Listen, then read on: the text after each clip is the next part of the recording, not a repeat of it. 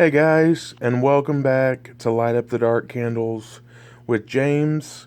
Today, it's going to be pretty simple. We're going to talk about wicking and any type of questions or concerns that you might have, because there are a number of different kinds and qualities and sizes of wicks that you can use in any different type, whether you're going to use pillars or jars or tea lights or whatever it might be. There's always different size wicks that you need, and we're going to go over those today. Real quick, we're going to start at the very, very top, and we'll continue to go. So, like always, if you have questions, don't hesitate to put them down below, and I will answer those questions if I can below and let you know. And if we can, we might do another video on those if we need to explain more than what I can just put down below. But the very first type of wicking that I know of is called zinc core wicks. Sometimes people refer to them as ZC wicks. These are the most commonly used wick types for most candles. They can be used for votives, pillars, gel candles, regular. The wire core in the wick actually helps the wick to remain standing straight while the candle is being poured and when the candle is lit. So the really nice part about these these wicks, I apologize, these wicks, is that they literally keep the wick where it's supposed to be. But in the long run, wicks are going to stay where they are supposed to be as long as you're doing it correctly. So these are not considered a pure wick. They burn pretty hot, but they don't burn all of or up to 98% of their ash off. So they can put off some type of fumes from time to time. So it's not what I recommend, but they do work. And they're a little bit cheaper. But like before, I always recommend that you go with clip assemblies. Buy the ones that are the wicks that are attached to the little metal piece on the bottom. And it's just real easy. You can just put a little dab of the hot glue from a hot glue gun. On that note, when it comes to a hot glue gun, make sure that when you go to purchase your hot glue gun, you get the extra hot glue gun. Don't buy just your general hot glue gun. Buy the one that's like the extended heat or the extra hot or something like that glue gun, because the regular one doesn't get the glue hot enough to adhere the metal to the glass jars. And if you actually use it, when you pour the wax into the mold, it will detach. The glue will detach and you'll have a floating wick. And so it's just easier to not deal with that. Just, I'm not really sure if they're more expensive, but either way, you definitely want to go with go ahead and spend the extra couple of bucks and get the nice one compared to the standard issue one. But that's your zinc core wicks. Generally, you can have them for votive, pillars, small containers, between 2 and 2.5 inches. They also make them for pillars and medium candles from 3 to 3.5 inches, and then as well for pillars and large contained candles at 3.5 to 4 inch is wide. And then a little bit later, I'll explain if you're wanting to do larger sizes than that, because larger size candles can be very fun. But some of them require that you use more than one wick. So if you're going to do that, just hold on a little bit. I'll go through that here at the end once I'm done explaining all the different types of candles. That'll make things a lot easier for us. The next one on the list are called paper core wicks, or what are called PC wicks. Paper core wicks burn very, very hot. which yields a very, very nice scent pool. Usually used only in large containers because each wick is cut to specific length and primed with standard waxes. Those waxes burn at 180 degrees. So the issue there is that if you're wanting to do the smaller candles or votives or pillars or those types, then you want to stay away from paper core. But they can, if you're going to do, like mason jar candles, they can make a great scent throw because they'll give you a nice size pool inside the candle that will be letting the scent go for you. So it's a good choice if you are looking for a little bit bigger candles, or if you're going to do self-contained candles. But also remember that those wicks do burn hot, and so they'll burn hot enough that if you knock them off a shelf, or if you accidentally knock them onto your own skin, they're probably going to burn you. So it's kind of like I've always said, it's up to you what you like, but it's not suggestively what I would go with, but it is a good option. It's also not green, unfortunately.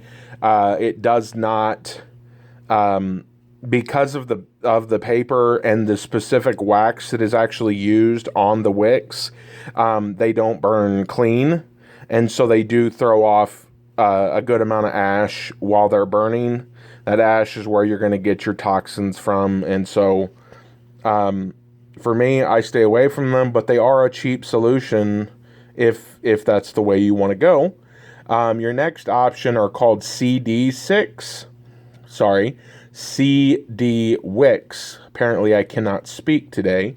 The CD series of wicks is basically it's basically what a seasoned candle maker would tell you to go with, and the reason that they do is because they're a little bit more difficult to use, but once you know how to use them, they're the easiest to use, and they're the best bang for your buck, is what it comes down to. Basically, when you start working with lots of wicks, I recommend that you go to any hobby store, generally one that sells like radio-controlled cars or airplanes or something like that, and go and find, they will sell these really small metal tubes that you can purchase. They kind of look like gas lines that you would put in your car, but much smaller. And so just go buy one and get one that's like 12 inches long. And when you bring it home, what you can do is you can actually slide the wick into that tube and put the glue on the bottom of the metal ring, and then use that tube to stick it in the middle of the candle. That way it'll be standing straight up, and then all you have to do is pull that metal tube out, slide it into your popsicle stick, and you're good to go. You would want to wait like 15, 20 minutes just to make sure that the glue is set, and then you're good to pour. You heat up your wax whenever you're ready and get ready to go. But that way, those things make it a lot easier for you to be able to attach. And if you do have a time where you make a mistake, something happens, and the clip assembly that's on the bottom actually lets go from the bottom of the glass jar, and you have wax in there, all you have to do is grab that metal tube, slide it down your wick until it's back down to the base, and re-push the base onto the glass jar. Sometimes it will stick, sometimes it won't, and you'll basically be stuck with a candle that you'll have to use on a warmer, or that you'll end up throwing it away.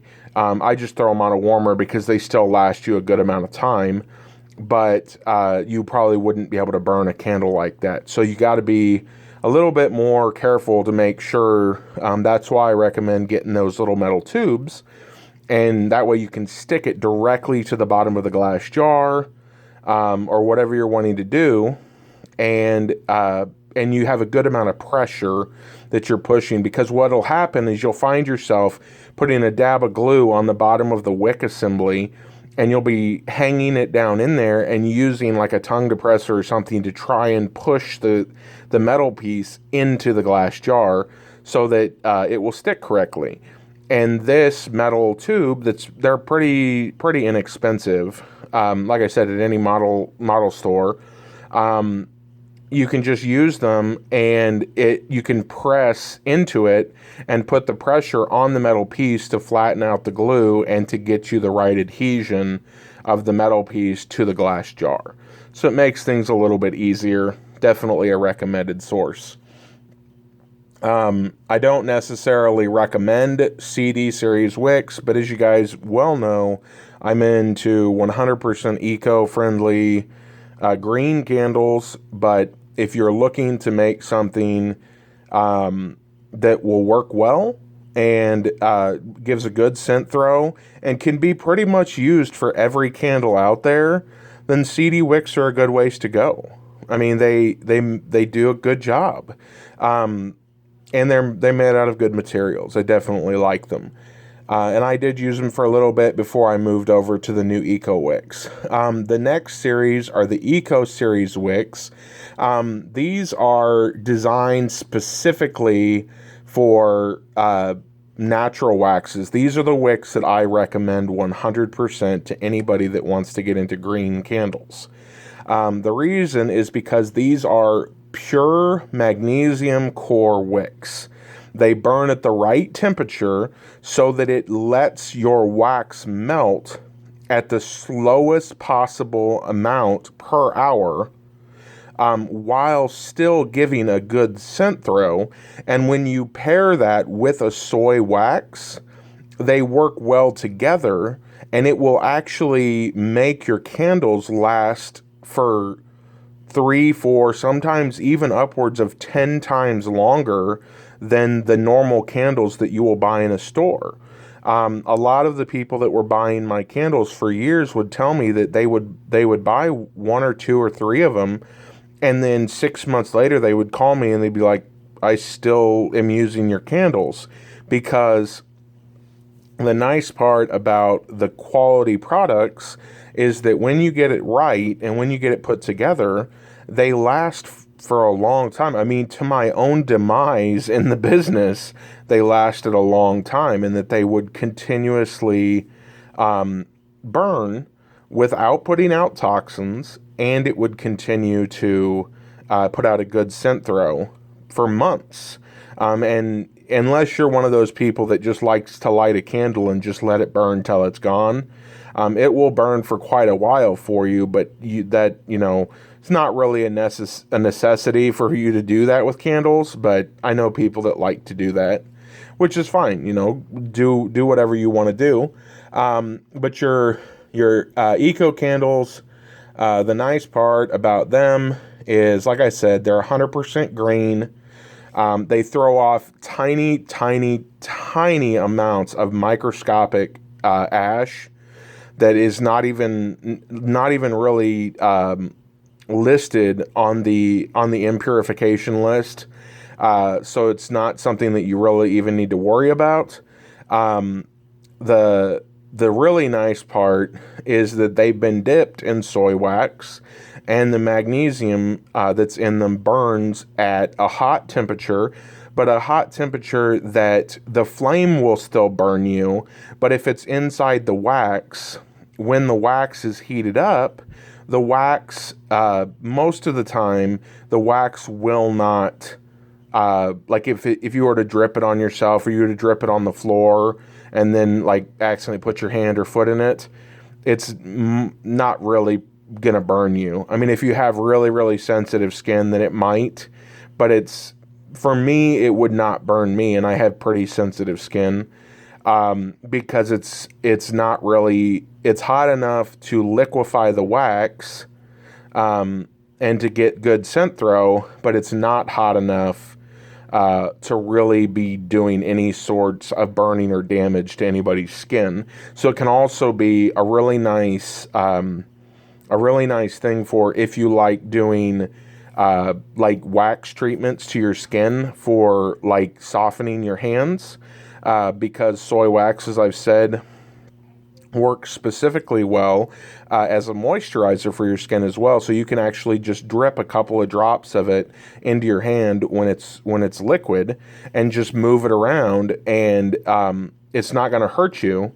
Literally, you could eat this stuff and it wouldn't hurt you. All it would do is it would kind of make it easier to go to the bathroom, but it wouldn't hurt you. It would make your hands softer. When I'm making candles all the time, I get wax on my hands all the time, and my hands are always the softest when I'm making candles that they ever have been. And so it's kind of a nice little ancillary benefit that comes along with making your candles week to week, is that it will help make your hands softer. So that's something definitely to think about.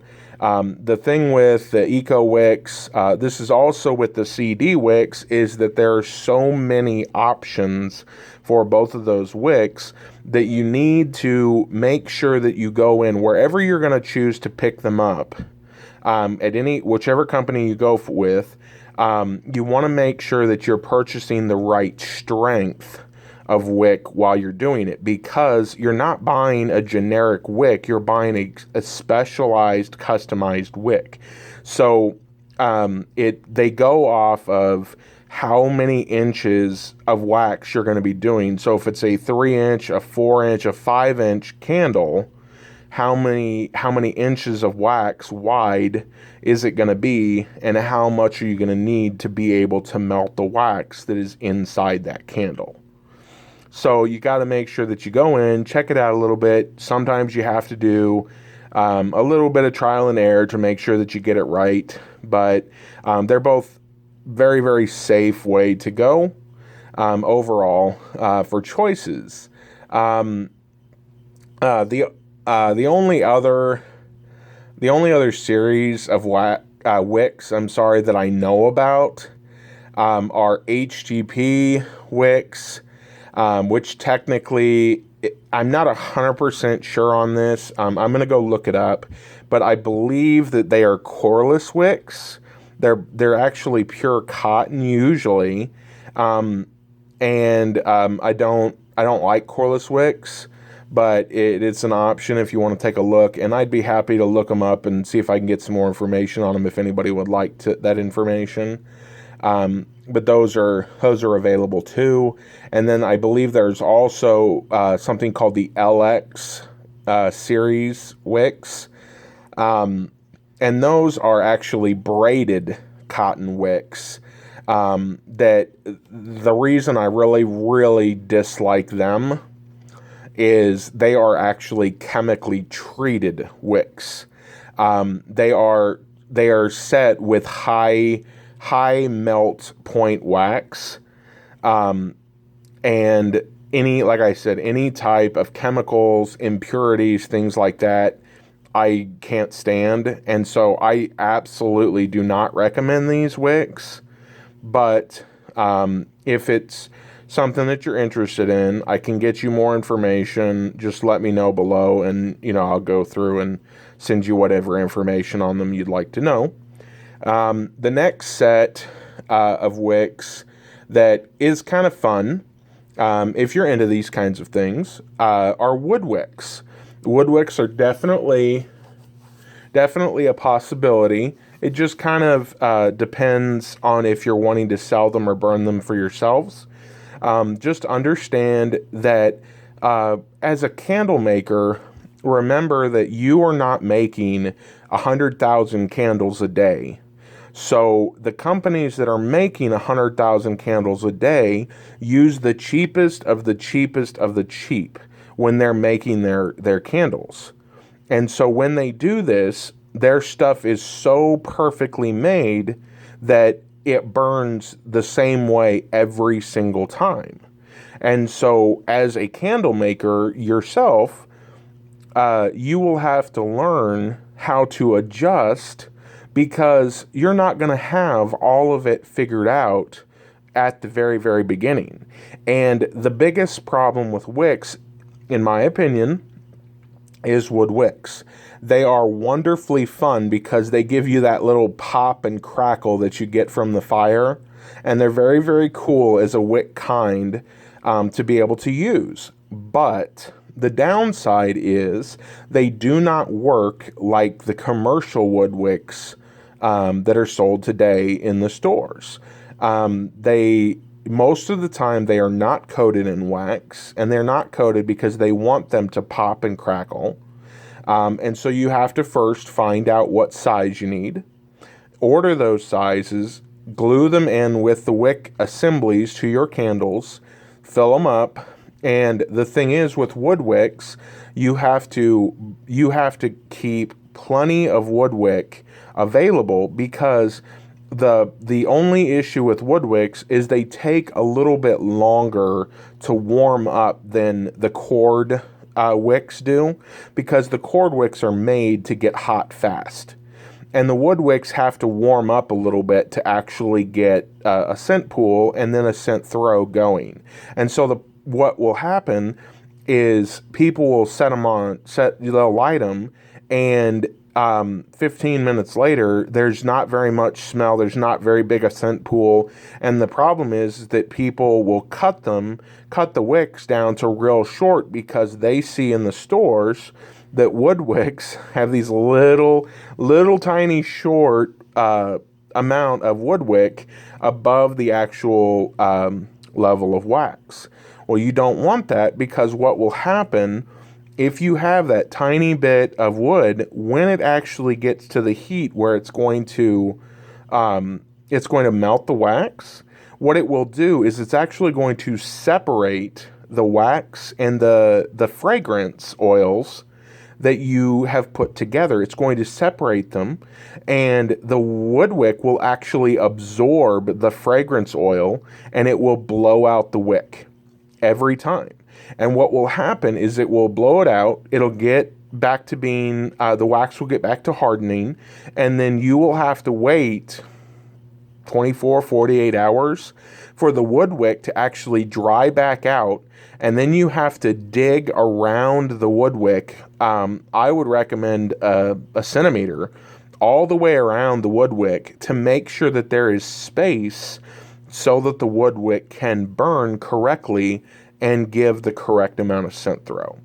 And that way, you're not having people call you and say, hey, this wood wick is defective, it doesn't work, I want my money back, whatever it might be. And I know, and you know, as aspiring candle makers, that that's not true. There's just things that you have to do to be preventative with these candles, because you don't want people to mess them up for whatever you're setting up for them. So that's your wooden wicks. Other than that, there's not really many other wicks that I know about. I know that I've heard of what are called tube wicks. I looked into tube wicks a little bit, so they're not something I would use, because they're definitely not green, but they could be fun. But if you guys have any other questions, like I said, please feel free. Let us know below. Send me a message, whatever it might be, and we'll go over it. Let me know if you have any questions or suggestions, and we can go over those as well. Again, I am James with Light Up the Dark Candles, and remember to hit that subscribe key for us and push that little bell so that you can get more information. And please feel free to watch these videos if you need any suggestions on whatever you need to be able to get started, get your new stuff. And you're always welcome to message me too if you want to actually chat and go over anything, if you would like personalized instructions. So just let me know. And other than that, You guys have a great Thursday, and we will see you back next week. Bye.